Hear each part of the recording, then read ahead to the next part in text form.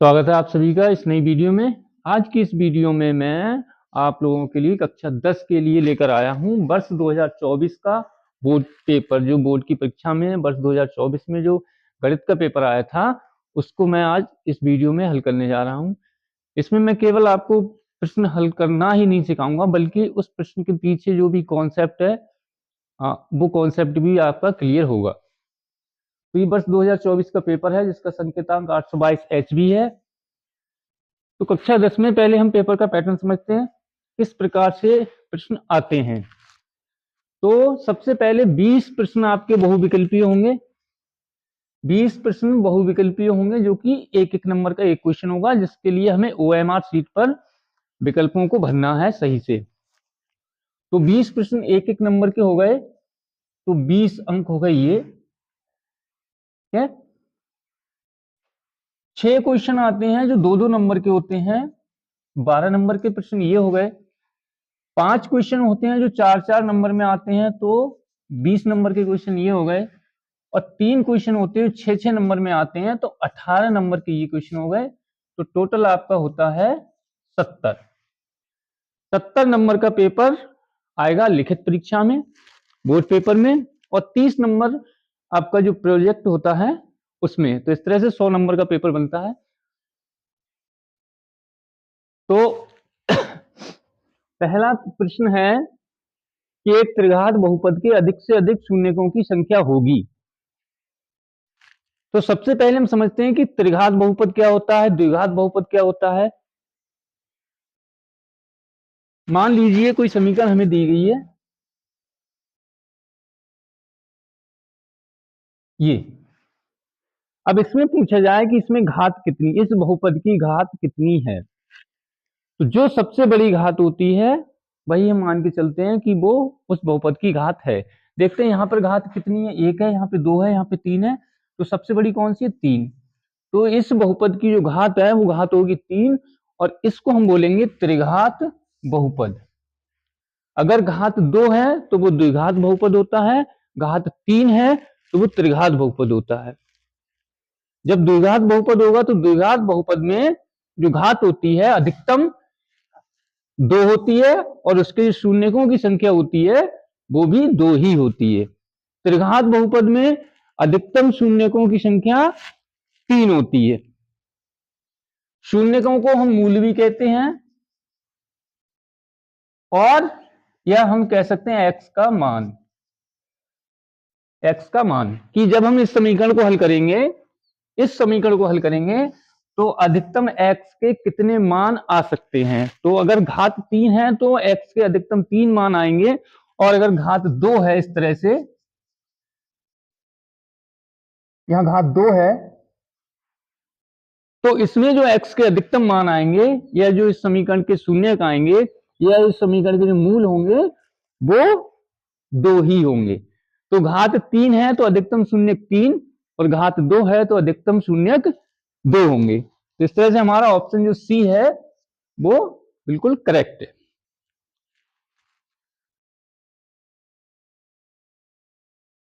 हमारा दूसरा प्रश्न है कि संख्या 140 का अभाज्य गुणनखंड होगा, इनमें से कौन सा सही है ऑप्शन, ये हमें बताना है। 2 गुणा 5 की घात 2 गुणा 7, या 2 गुणा 7 गुणा 5, या फिर 2 की घात 2 गुणा 5 गुणा 7, या फिर 2 की घात 2 गुणा 5 गुणा 7 की घात 2। इनमें से कौन सा ऑप्शन सही है ये हमें बताना है। तो हमें 140 का अभाज्य गुणनखंड करना है। एक तरीका तो ये है कि हम इन सबकी गुणा करके देख लेंगे कि इनमें से कौन से को हल करके 140 में प्राप्त होता है। तो हम देखते हैं 5 की घात 2 है, तो 5 की गुणा 5 में करेंगे, 25 दूनी 50, 7 350 आ रहा है इसमें।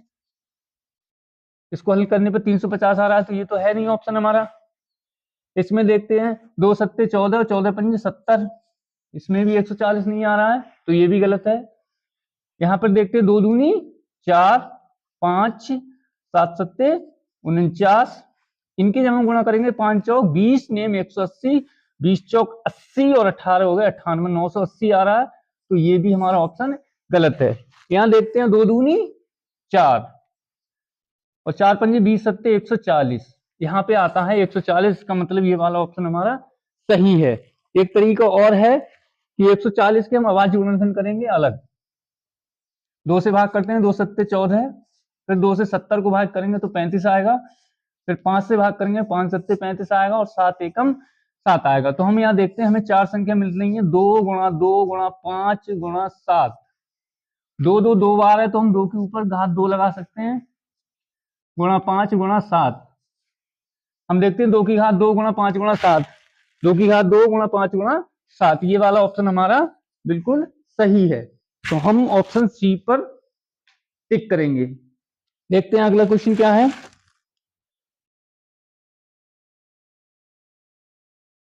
अगला प्रश्न है हमारे पास कि भाज्य भाजक भागफल एवं शेषफल में संबंध होगा।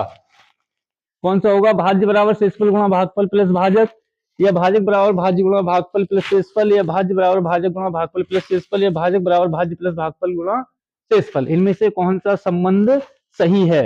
इन चार में एक ही संबंध सही है और हमें बताना है कौन सा संबंध सही है। तो सबसे पहले हम देखते हैं भाजक किसे कहते हैं, भाज्य किसे कहते हैं, भागफल किसे कहते हैं और शेषफल किसे कहते हैं।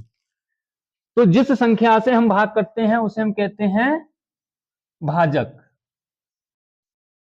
जिस संख्या से भाग कर रहे हैं उसे कहते हैं भाजक, और जिस संख्या को भाग किया जाता है उसे हम कहते हैं भाज्य।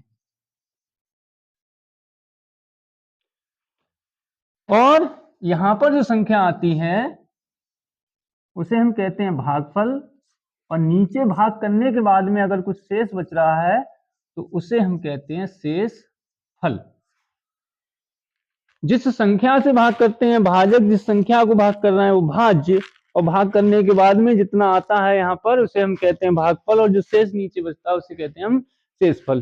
तो इनका संबंध ये होता है कि अगर हम किसी भी संख्या को भाग कर रहे हैं, मान लीजिए हमने 2 से भाग किया 5 को, तो 2 दूनी 4, हमारे पास शेष बचा 1। तो इसमें जो भाजक होगा वो 2, भाज्य होगा 5, भागफल होगा 2 और शेषफल होगा 1। अब अगर हमें ये वाली संख्या प्राप्त करनी है, कौन सी? भाज्य। तो ये वाली संख्या प्राप्त करने के लिए हमें भाजक की गुणा करनी पड़ेगी भागफल में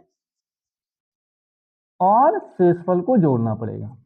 तो 2 दूनी 4 प्लस 1 बराबर आ गया 5। अर्थात यदि हम भाजक की गुणा भागफल में करके शेषफल को जोड़ दें तो हमें प्राप्त होता है भाज्य। ये भाज्य हमें कब प्राप्त होगा? जब भाजक की गुणा भागफल में करेंगे और उसमें शेषफल को जोड़ देंगे। तो ये जो सी वाला ऑप्शन है ये हमारा बिल्कुल ठीक है।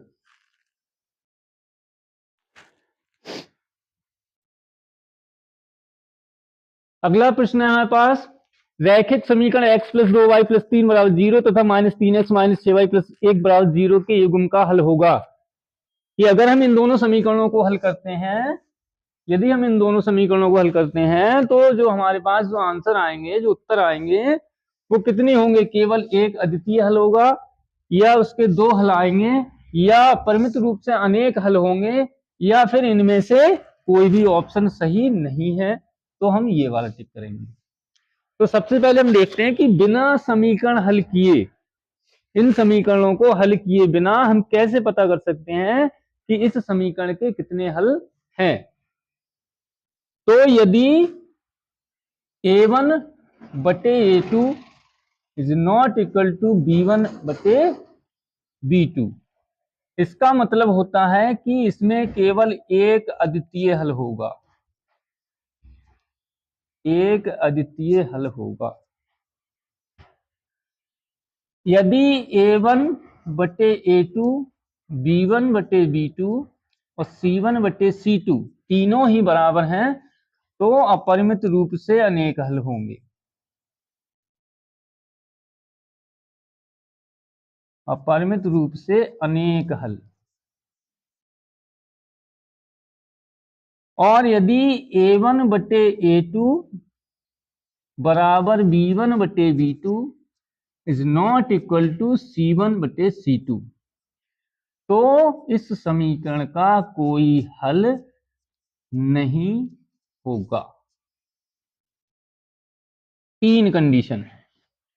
a1 बटे a2 is not equal to b1 बटे b2, अर्थात ये दोनों बराबर नहीं है तो एक अद्वितीय हल। तीनों बराबर हैं, a1 बटे a2, b1 बटे b2, c1 बटे c2, तीनों अगर बराबर हैं तो उस समीकरणों के अनेक हल होंगे। यदि a1/a2 b1/b2 ये तो इक्वल है, ये तो बराबर है, परंतु c1/c2 के बराबर नहीं है, तो समीकरण का कोई भी हल नहीं होगा। अब हम इसको चेक करते हैं कि इनमें से कौन सी कंडीशन इसमें बन रही है हमारी। तो हम लिख लेंगे समीकरण है x + 2y + 3 = 0 और यहाँ है -3x - 6y + 1 = 0। अब हम देखते हैं ए बी सी के मान निकालते हैं। तो हमारी समीकरण ये 1 है और ये है समीकरण नंबर 2।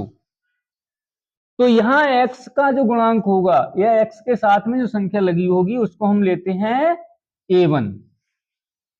y का जो गुणांक है या y के साथ में जो संख्या है वो होता है b1 और इधर ये जो पद होता है लास्ट वाला इसको हम लेते हैं c1। ऐसे ही यहां पर समीकरण 2 में जो x का गुणांक होगा वो a2, जो y का गुणांक होगा वो b2 और ये वाला जो पद होगा इसको मानेंगे हम c2। तो समीकरण 1 में a1 b1 c1 और समीकरण 2 में a2 b2 और c2। और हम जब इनको लेते हैं तो चिन्ह के साथ लेते हैं, यदि वो प्लस में है तो प्लस में, माइनस में है तो माइनस में। तो हम लिखेंगे a1/a2। तो a1 x का यहाँ कोई गुणांक नहीं है, तो जो है x का कोई गुणांक नहीं होता है तो वहां मान के चलते हैं 1। यहां पर x का गुणांक है -3। b1 b2 में हम देखते हैं यहां पर कितना है 2, b2 है -6, c1 है 3, c2 है 1। 2 एकम 2, 2 तिया 6। यहां पर आया हमारा -1/3, यहां भी आया -1/3, लेकिन यहां आ रहा है 3/1 जो कि इनके बराबर नहीं है। तो a1 a2 और b1 b2 ये तो बराबर हैं, लेकिन c1 c2 बराबर नहीं है। तो a1 a2 = b1 b2 is not equal to c1 c2, ये वाली कंडीशन हमारी बन रही है, अर्थात ये वाली कंडीशन हमारी बन रही है। दो संख्याएं पहले वाली बराबर है, तीसरी संख्या बराबर नहीं है, ये दोनों बराबर है, ये संख्या बराबर नहीं है। इसका मतलब ये जो समीकरण है इनका कोई भी हल नहीं होगा, ना तो अद्वितीय हल होगा, ना ही इसके दो हल होंगे, ना ही अपरिमित रूप से अनेक हल होंगे, बल्कि क्या होगा इनमें से कोई नहीं, क्योंकि इस समीकरण का कोई भी हल नहीं होगा।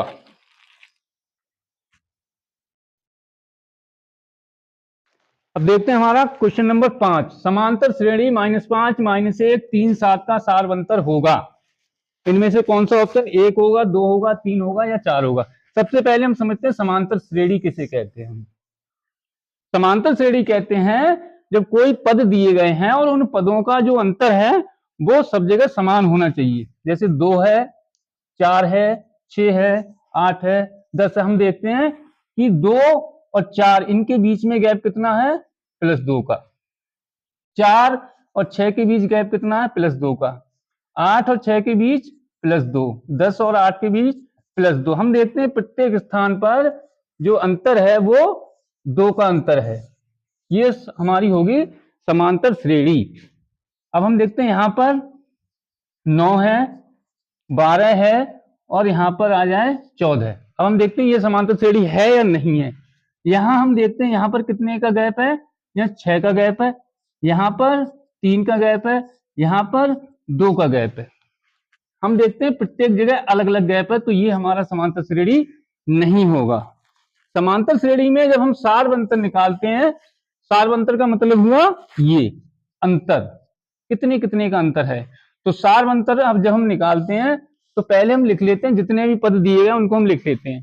पहले पद को लिखते हैं हम a1, दूसरा पद होगा a2, तीसरा पद a3, चौथा पद a4, ऐसे ही पांचवा पद a5 a6, इस तरह से। तो a1 है -5,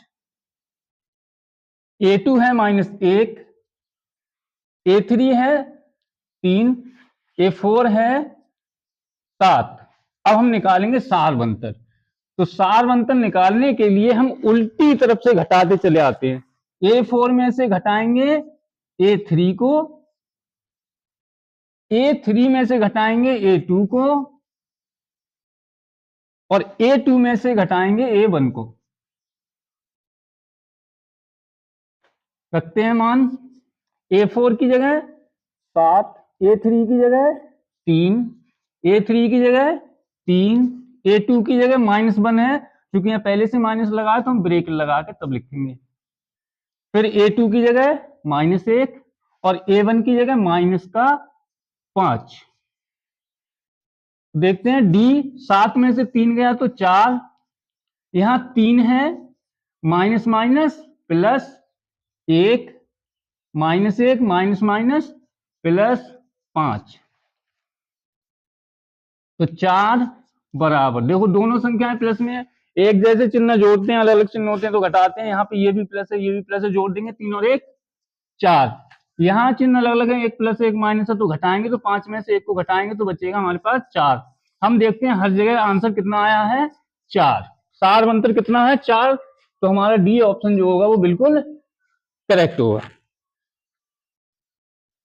देखते हैं हमारा क्वेश्चन नंबर 6 है कि द्विघात समीकरण ax² + bx + c = 0 का व्यक्तिकर होगा, इनमें से कौन सा होगा, b² - 2ac है, b² + 4ac है, b² - 4ac या फिर b² + 2ac। सबसे पहले हम समझते हैं विभक्तिकर किसे बोलते हैं। विभक्तिकर का मतलब होता है मूलों की प्रकृति, कि यदि हम किसी भी द्विघात समीकरण को हल करें, मान लीजिए हमारे पास समीकरण ये है, यदि हम इस समीकरण को हल करें तो इसके जो शून्यक होंगे, मैंने पहले ही बताया था आपको, शून्यक या मूल या x का मान, ये एक ही चीज होती है। x के मान को ही हम मूल कहते हैं, मूलों को ही हम शून्यक कहते हैं। तो हमें बताना है कि ये इस समीकरण को यदि हम हल करेंगे तो इसके जो मूल आएंगे, अर्थात जो x के मान आएंगे, वो x के मान हमारे, उनकी प्रकृति क्या होगी, कि वो धनात्मक होंगे या वो ऋणात्मक होंगे या वो पूर्ण वर्ग होंगे, या वो, क्योंकि दो मूल आएंगे तो दोनों मूल समान होंगे या असमान होंगे, या वो परिमेय होंगे या वो अपरिमेय होंगे। ये सारी चीजें कि वो मूल हमारे धनात्मक होंगे, ऋणात्मक होंगे, पूर्ण वर्ग होंगे, समान होंगे, असमान होंगे, परिमेय होंगे, अपरिमेय होंगे, ये सारी चीजें हम केवल एक ही सूत्र से निकाल सकते हैं, d = b² - 4ac। बिना इस समीकरण को हल किए हम इसके मूलों की प्रकृति बता सकते हैं। b, अब हम जो एबीसी लेते हैं वो कहां से लेते हैं, जो x² का जो गुणांक होगा, अर्थात जो x के साथ में संख्या लगी होगी, वो होता है हमारा a, और जो x का गुणांक होता है या x के साथ में जो संख्या लगी होती है उसको हम मानते हैं b, और ये जो आखिरी पद होता है इसको हम बोलते हैं c। यहां से हम एबीसी के मान लेते हैं, वो एबीसी के मान हम इस फॉर्मूला में रखेंगे। इसको हल करने के बाद में यदि हमारा उत्तर आ रहा है 0, तो हमारे मूल समान होंगे, अर्थात बराबर होंगे, दोनों मूल बराबर होंगे, यदि b² - 4ac बराबर 0 आ रहा है। यदि b² - 4ac बराबर कोई संख्या आ रही है, वो संख्या प्लस में है, तो वो मूल हमारे धनात्मक होंगे और असमान होंगे। मूल समान तभी होंगे केवल जब हमारा b² - 4ac बराबर 0 आता है, केवल उसी कंडीशन में मूल समान होंगे, बाकी सभी कंडीशन में मूल असमान ही होंगे। यदि b² - 4ac हल करने के बाद कोई संख्या माइनस में आ रही है तो मूल ऋणात्मक होंगे और असमान होंगे। यदि वो संख्या प्लस में है, मतलब b² - 4ac को हल करने के बाद में कोई संख्या प्लस में आई है और पूर्ण वर्ग आई है, जैसे मान लो b² - 4ac को हल करने के बाद हमें मिला 4, तो हम देखते हैं 4 प्लस में भी है और 4 पूर्ण वर्ग भी है, अर्थात 4 का जब हम वर्गमूल निकालेंगे तो कितना आएगा 2। तो अगर ये संख्या ऐसी आ रही है तो हम यहां लिख देंगे पूर्ण वर्ग भी है। ऐसे ही ऋणात्मक में यदि कोई संख्या माइनस में आ रही है इसको हल करने के बाद में, तो मूल हमारे असमान होंगे और ऋणात्मक होंगे। सपोज कीजिए कि हमें इस समीकरण के मूलों की प्रकृति बतानी है, x square plus 5x plus 6, x square plus 5x plus 6 के मूलों की प्रकृति बतानी कि इसके मूल कैसे होंगे। तो पहले हम एबीसी के मान निकालेंगे। मैंने बताया था एक्स स्क्वायर का जो गुणांक होगा या एक्स स्क्वायर के साथ में संख्या लिखी होगी वो ए होता है। तो यहाँ पर कोई संख्या नहीं है तो इसलिए हम यहाँ पे क्या लेंगे 1। जहां कोई संख्या नहीं होती वहां पर 1। एक्स का गुणांक जो होता है वो बी होता है। तो एक्स का गुणांक कितना है 5, तो बी हो गया हमारा 5। और ये जो लास्ट वाला पद है इसको सी बोलते हैं, तो ये हो गया हमारा 6। अब हम सूत्र लगाएंगे डी बराबर बी स्क्वायर माइनस 4ac। तो डी बराबर बी की जगह 5 है, 4 गुणा ए की जगह 1 है और सी की जगह 6 है। तो 5 25 और 4 6 24, कितना बचा 1। अब हम देखते हैं कि जो 1 हमारा आया है वो किस में आया है प्लस में। तो इसके जो मूल होंगे पहली बात तो वो धनात्मक होंगे। दूसरी बात आंसर में 0 आया नहीं है, 0 होता तो समान होते, तो 0 आया नहीं तो समान नहीं है, तो कैसे होंगे असमान होंगे। दूसरी बात, तीसरी बात, ये जो 1 है ये पूर्ण वर्ग है, क्योंकि 1 का जब वर्गमूल निकालेंगे तो 1 गुणा 1 बराबर 1 होता है, तो 1 का वर्गमूल 1 होता है और 1 का वर्ग भी 1 ही होता है, तो ये मूल पूर्ण वर्ग भी होंगे, धनात्मक होंगे, असमान होंगे और पूर्ण वर्ग होंगे। तो हम देखते हैं बी स्क्वायर माइनस 4ac। जब भी हमें विभक्ति कर निकालना होगा या मूलों की प्रकृति निकालनी होगी तो हम क्या लगाएंगे बी स्क्वायर माइनस 4ac। हम देखते हैं बी स्क्वायर माइनस 4ac कहाँ है, ये है हमारा ऑप्शन जो सी है वो बिल्कुल करेक्ट होगा। बी स्क्वायर माइनस 4ac क्या होगा विभक्ति कर होगा।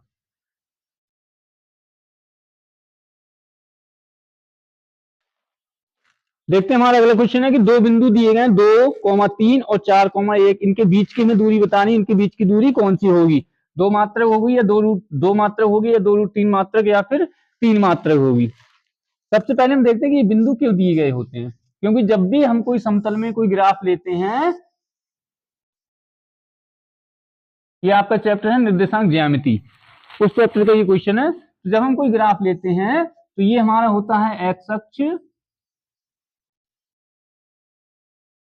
इधर ये x प्लस का होता है और इधर ये x माइनस का होता है, इसको हम बोलते हैं y अक्ष।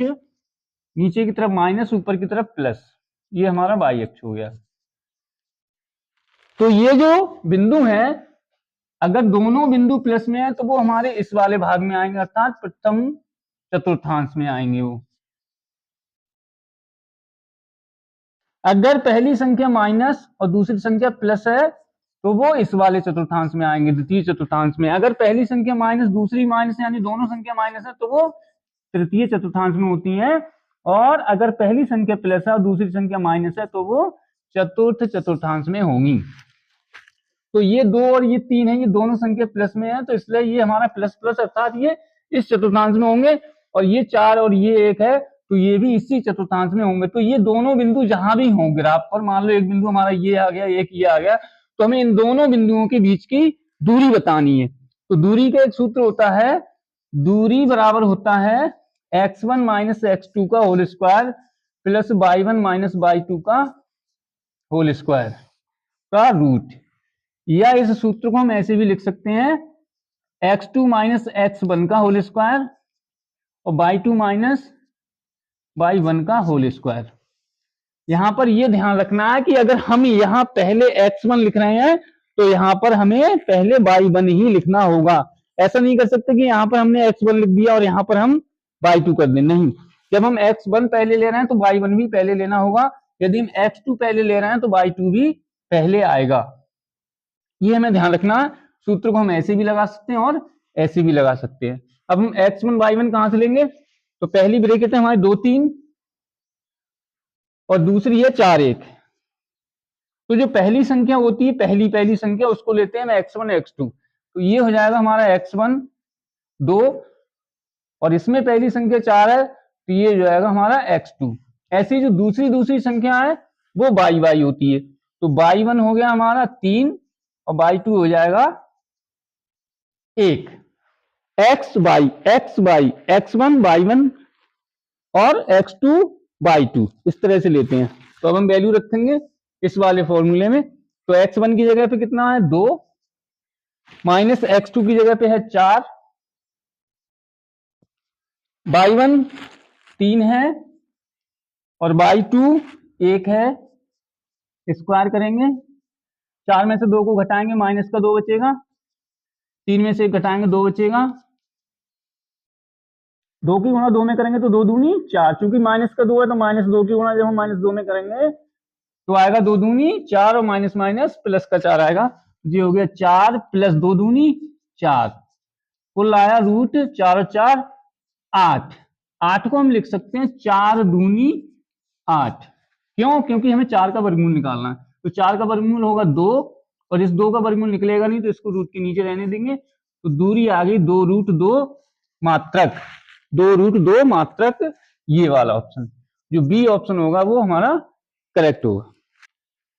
हम देखते हैं प्रश्न नंबर 8 है, यदि द्विघात समीकरण 3x² minus 12x plus m बराबर 0 के मूल बराबर हैं तो m का मान क्या होगा। आप देखिए, अभी मैंने आपको बताया था मूल बराबर कब होते हैं। अभी मैंने बताया था आपको विभक्तिकर में कि मूल बराबर तब होंगे b² माइनस 4ac बराबर हमारा कितना होना चाहिए 0। जब यहाँ पर 0 आता है तभी मूल हमारे समान होते हैं या बराबर होते हैं। अभी इससे पिछले क्वेश्चन में पिछले क्वेश्चन में मैंने अभी आपको ये बताया था। तो जब मूल बराबर है तो जाहिर सी बात है हम यहाँ पर क्या रखेंगे 0 और ए बी सी के हम मान यहाँ से निकाल लेंगे। समीकरण है 3x² माइनस 12x और प्लस m। मैंने बताया था कि जो x² का जो गुणांक होता है उसे हम मानते हैं a और जो x का गुणांक होता है विद चिन्ह के उसे हम मानते हैं b, वो है माइनस का 12 और ये हो गया हमारा c। m वैल्यू हम यहाँ पे पुट कर देंगे तो b की जगह है माइनस 12 तो माइनस 12 का स्क्वायर, क्योंकि b का स्क्वायर है तो 12 का भी स्क्वायर, माइनस 4 गुणा a की जगह 3 है और c की जगह m है बराबर 0। 12 की गुणा 12 में करेंगे तो 144 और माइनस माइनस प्लस 4 3 12 की गुणा m में तो हो जाएगा 12m बराबर 0। ये प्लस में है माइनस 12m बराबर ये प्लस के 144 जब पक्षांतर करेंगे इस तरफ लेके जाएंगे तो हो जाएंगे ये माइनस के 144 और इस माइनस से इस वाले माइनस को काट देंगे। m बराबर 144 बट्टे 12 से 144 को भाग करेंगे तो आंसर आएगा 12। तो जो m का मान आया वो आया हमारा 12, यानी ऑप्शन डी जो है हमारा इज द राइट आंसर। देखें प्रश्न नंबर 9, एक समबाहु त्रिभुज एबीसी की भुजाएं 2a हैं, उसके प्रत्येक शीर्ष लंब की जो लंबाई होगी वो कितनी होगी ये बतानी है। a रूट 2 होगी या 2a रूट 3 होगी या a रूट 3 होगी या फिर 3a होगी। हम देखते हैं हमें दिया गया है समबाहु त्रिभुज। भुजाओं के आधार पर त्रिभुज 3 प्रकार के होते हैं, समबाहु, दूसरा समद्विबाहु और तीसरा होता है विषमबाहु। समबाहु त्रिभुज अगर तीनों भुजाएं समान हैं, तीनों भुजाएं बराबर हैं तो समबाहु होगा। समद्विबाहु, द्विबाहु, द्वि का मतलब होता है दो और बाहु मतलब होता है भुजाएं और सम मतलब समान। जिसकी दो भुजाएं समान होंगी वो समद्विबाहु त्रिभुज होगा और जिसकी कोई भी भुजा समान ना हो, सब विषम हो, अलग अलग नाप की भुजाएं हैं, अगर तीनों भुजाएं अलग अलग हैं तो वो होगा हमारा विषमबाहु। सभी भुजाएं बराबर समबाहु, दो भुजाएं बराबर समद्विबाहु, कोई भुजा बराबर ना हो तो विषमबाहु। हमें यह त्रिभुज दिया है समबाहु, अर्थात ये जो त्रिभुज एबीसी होगा, ये जो त्रिभुज एबीसी होगा इसकी जो तीनों भुजाएं हैं वो बराबर होंगी, अर्थात AB बराबर BC बराबर AC। जो भुजा ये जो भुजा ये इसके बराबर, ये भुजा इसके बराबर, अर्थात तीनों भुजाएं इसकी समान हैं। अब इसकी भुजा दी गई है 2a, ये जो भुजा है ये 2a है, ये भुजा 2a है और ये भी भुजा 2a है, क्योंकि तीनों भुजाएं समान होंगी। हमें शीर्ष लंब की लंबाई बतानी है, ये या तो ये वाला शीर्ष लंब या फिर ये वाला शीर्ष लंब या फिर ये वाला शीर्ष लंब। हम जानते हैं कि जब भी हम कोई शीर्ष लंब खींचते हैं तो वह समकोण त्रिभुज बनाता है 90 डिग्री। क्योंकि भुजाएं समान है तो इनके जो शीर्ष लंब होंगे उनकी भी लंबाई भी समान होगी तो जितना ये वाला शीर्ष लंब होगा उतना ही ये होगा, उतना ही ये होगा। तो हम कोई सा एक शीर्ष लंब निकाल लेंगे। मान लो हमने ए से बीसी पर एक लंब डाला और इसका नाम हमने रख दिया डी। हमें लंबाई निकालनी है एडी की, कि एडी की लंबाई कितनी होगी। हम देखते हैं यहाँ पर कोण बन रहा है 90 डिग्री समकोण। अब हम आधा पार्ट इसको भूल जाओ, ये आधा पार्ट इधर का ध्यान रखेंगे, ना हो तो इसको हम अलग बना लेते हैं ऐसे करके। ये हमारा बिंदु बी हो गया, ये क्या है डी है, और ये क्या है ए है, और ये भुजा कितनी है 2a है। अब ये भुजा कितनी होगी BD। हम देखते हैं बी से लेके सी तक कितना है 2a, इसका मतलब सी से डी तक कितना होगा a के, और डी से बी तक कितना होगा a के, क्योंकि a के और a के टोटल हो गया 2a। तो ये जो भुजा होगी BD ये होगी हमारी 1a। अब हमें ये निकालना है, बस AD की लंबाई निकालनी है। तो जब भी समकोण त्रिभुज की बात आती है और भुजा की बात आती है तो हम लगाते हैं पाइथागोरस प्रमेय। कभी भी किसी भी सवाल में अगर समकोण त्रिभुज दिया है और भुजाएं निकालनी है तो हमेशा पाइथागोरस प्रमेय ही लगेगी। पाइथागोरस प्रमेय होती है कर्ण का स्क्वायर बराबर आधार का स्क्वायर प्लस लंब का स्क्वायर।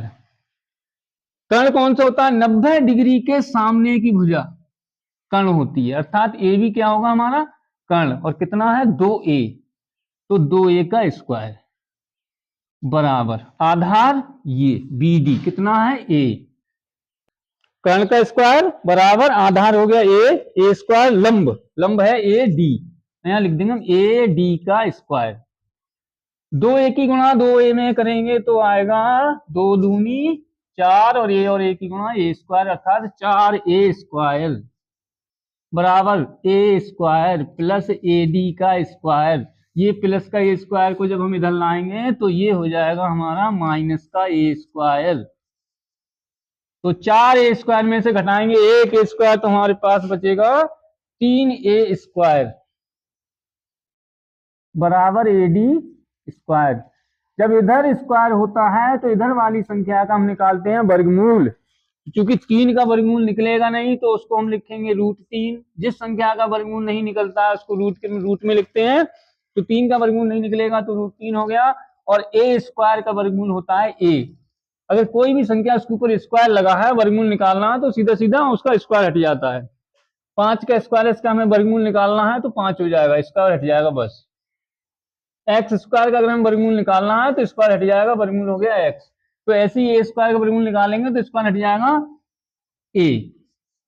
√3a हमारी शीर्ष लंब की लंबाई आ गई, √3a अर्थात a √3a की ही बात है। तो option C is the correct answer, क्योंकि ये जो शीर्ष लंब है इसकी लंबाई आई है a √3, तो ये जो शीर्ष लंब होगा इसकी भी लंबाई होगी a √3, या ये जो शीर्ष लंब होगा इसकी भी लंबाई होगी a √3, क्योंकि जब इनकी भुजाएं बराबर हैं तो इनके शीर्ष लंब भी बराबर होंगे, इनके कोण भी बराबर होंगे। ये कोण ये तीनों कोण भी बराबर होंगे, तीनों भुजाएं बराबर, तीनों कोण बराबर, और तीनों शीर्ष लंब भी बराबर। प्रश्न नंबर 10 है निम्नलिखित सारणी का माध्य होगा। माध्य का मतलब होता है समांतर माध्य, माध्य का मतलब होता है समांतर माध्य, इसे हम औसत भी बोलते हैं, इंग्लिश में कहते हैं एवरेज। अगर यहां लिखा होता माध्यक, इसका मतलब होता है मध्य का। बहुत जरा सा अंतर है माध्यक और माध्य में। माध्य का मतलब समांतर माध्य और माध्यक का मतलब होता है मध्य का। इसी चैनल पर, हमारे इसी चैनल पर समांतर माध्य निकालने की 3 विधियां होती हैं, और तीनों विधियां हमने एक ही वीडियो में क्लियर की हैं। आप चाहें तो प्लेलिस्ट में जाकर कक्षा 10 मैथ करके जो प्लेलिस्ट है उसमें आप देख सकते हैं। उस वीडियो में तीनों विधियां मैंने समझाई हैं समांतर माध्य निकालने की एक ही वीडियो में। तो देखते हैं हम इसका समांतर माध्य कैसे निकालेंगे। समांतर माध्य निकालने के लिए सबसे पहले हमें देखना होता है कि जो हमें आंकड़े दिए गए वो आंकड़े हमारे वर्गीकृत हैं या अवर्गीकृत हैं। ये जो इस तरह के आंकड़े होते हैं 1 से 3, 3 से 5, 5 से 7, 7 से 9, 9 से 11, इन आंकड़ों को हम कहते हैं वर्गीकृत आंकड़े, अर्थात इनका वर्गीकरण किया गया है कि 1 से लेकर 3 तक की जो संख्याएं हैं उनकी बारंबारता 3 है, 3 से ज्यादा और 5 से कम की जो संख्याएं हैं उनकी बारंबारता 2 है, अर्थात इनमें वर्गीकरण किया गया है, तो इनको हम कहते हैं वर्गीकृत आंकड़े। तो जब वर्गीकृत आंकड़े हमें दिए होते हैं तो हम सबसे पहले निकालते हैं मध्यमान, इसको हम शॉर्ट में एक्स आई, और इसको बारंबारता को हम बोलेंगे एफ आई। तो पहले हमें मध्यमान निकालना होता है। मध्यमान कैसे निकालते हैं? इन दोनों संख्याओं को जोड़ के और आधा करना है, चाहे 2 से भाग कर लो और चाहे अगर मौखिक रूप से हम आधा कर पा रहे हैं, ज्यादा बड़ी संख्या नहीं है तो मौखिक रूप से ही हम आधा कर लेंगे, या फिर ज्यादा बड़ी संख्या है तो हम 2 से भाग कर सकते हैं। तो 3 और 1 4, और 4 के आधे होते हैं 2, 5 और 3 8, और 8 के आधे होते हैं 4, 7 और 5 12, 12 के आधे 6, 9 और 7 16, 16 के आधे 8, 11 और 9 20, और 20 के आधे हो गए 10। अब एक कॉलम हम और बनाएंगे जिसमें हम बारंबारता और मध्यमान का गुणनफल लिखेंगे, अर्थात x I into F I, x I into F I. इस कॉलम की गुणा करके गुणनफल को इसमें लिखेंगे। 3 दूनी 6, 2 चौक 8, 4 छंग 24, 8 दूनी 16, और 10 तियां 30। अब हम निकालेंगे योगफल। इसका योगफल निकालेंगे सिग्मा। सिग्मा का अर्थ होता है जितने भी पद हैं सबका योग, उसे हम बोलते हैं सिग्मा।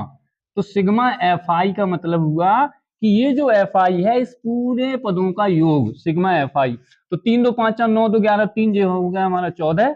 ऐसे ही हम sigma x I F I निकालेंगे, यहाँ पे sigma x I F I निकालेंगे। तो 6 8 14 4 18 6, 24 के 4 हाथ से लगे 2 3 5 6 2 8, कितना आया 84। अब इसका सूत्र होता है समांतर माध्य का कि समांतर माध्य बराबर सिग्मा एफ आई एक्स आई बटे सिग्मा एफ आई। मतलब जो एफ आई और एक्स आई की जो हमने गुणा की है, मध्यमान और बारंबारता की जो गुणा की है, उन सभी पदों का योग और बारंबारता के पदों का योग। तो इसका जो गुणनफल आया है वो आया है हमारा 84, और जो एफ आई का योग आया है वो आया है 14। भाग कर देंगे तो आ गया 6, अर्थात इसका जो समांतर माध्य होगा वो 6 होगा। सॉरी, मैं इसमें ऑप्शन लिखना भूल गया, मैं आपको ऑप्शन देता हूं। इसमें जो ऑप्शन दिए गए हैं वो है 4 7, सॉरी, ऑप्शन है 2 4 5 6, 2 4 5 6, ए बी सी और डी। तो देख रहे हैं कि हमारा जो समांतर माध्य आया कितना आया 6। तो जो option D is the right answer. तो हम डी पे जो है टिक करेंगे, और जो हमारी OMR सीट है उसमें हम डी का जो गोला होगा उसको हम ब्लैक कर देंगे। तो चूंकि वीडियो काफी बड़ी हो चुकी है, 10 क्वेश्चन हमने, जो बाकी शेष क्वेश्चन है उनको हम हल करने की कोशिश करेंगे। उम्मीद है आपका जो इन प्रश्नों के पीछे का जो कॉन्सेप्ट था वो क्लियर हुआ होगा, और जो भी अगर आपको कोई सुझाव है या कुछ है तो आप कमेंट कर सकते हैं। बहुत बहुत धन्यवाद।